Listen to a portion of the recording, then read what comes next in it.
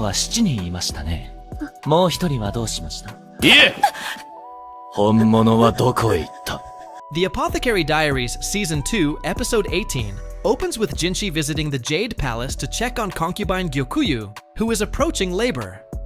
Despite his pressing concern for Maomao's whereabouts, he's relieved to discover that the breech birth complication has been resolved thanks to Maomao's earlier treatment.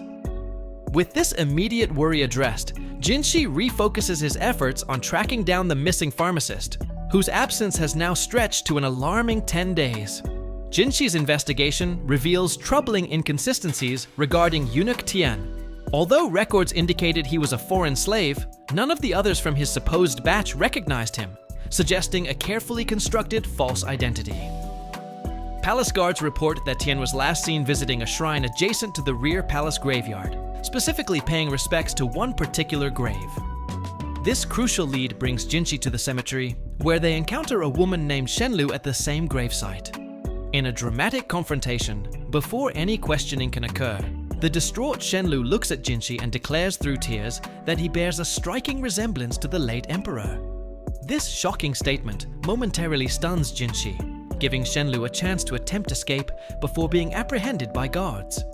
In desperation, she ingests poison, but is saved when guards force her to vomit.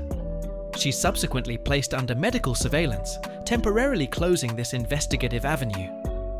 Examining the grave that captured Shenlu's attention, Jinshi discovers unseasonal lantern plants and a headstone marked Taihu. Further investigation reveals Taihu was a lady-in-waiting who had a daughter from an affair with a palace doctor during the previous emperor's reign. Later married to Shiho, Taihu bore another daughter, revealed to be none other than concubine Lulan, connecting these seemingly disparate threads into a complex historical narrative. This revelation propels Jinshi to the Garnet Pavilion, where he discovers that one of Lulan's attendants, Renpu, is disguised as the concubine herself.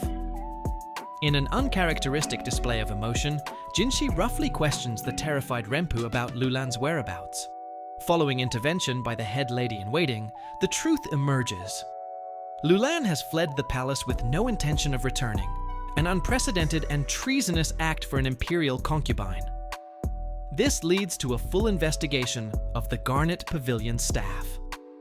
The episode takes another unexpected turn when Maomao's biological father, the strategist Lakan, learns of his daughter's disappearance.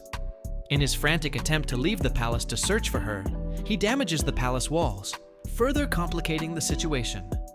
Jinshi also learns that Shihu, Lulan's father, has similarly vanished and now faces charges of treason due to his daughter's escape.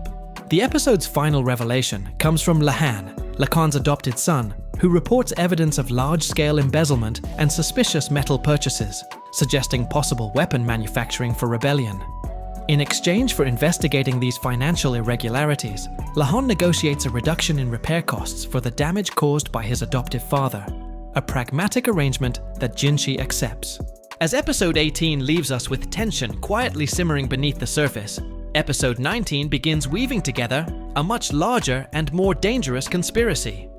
Maomao, ever the relentless investigator, starts noticing disturbing patterns.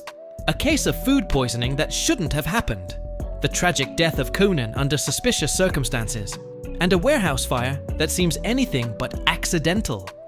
At first glance, these incidents appear unrelated, but Maomao's keen mind starts connecting the dots.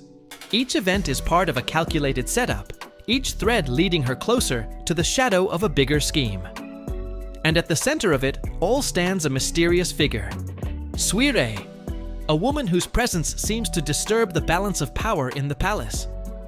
As Maomao digs deeper, she makes a chilling discovery. All of these incidents were not random. They were deliberate. And worse, they were meant to cause a catastrophic accident involving none other than Jinshi himself. Whether it's assassination or political sabotage, one thing is clear: Jinshi is being targeted. With enemies moving behind the scenes and Maomao inching closer to a dangerous truth, episode 19 promises to be one of the most suspenseful yet. The question now isn't just what is happening, but who is truly pulling the strings, and why?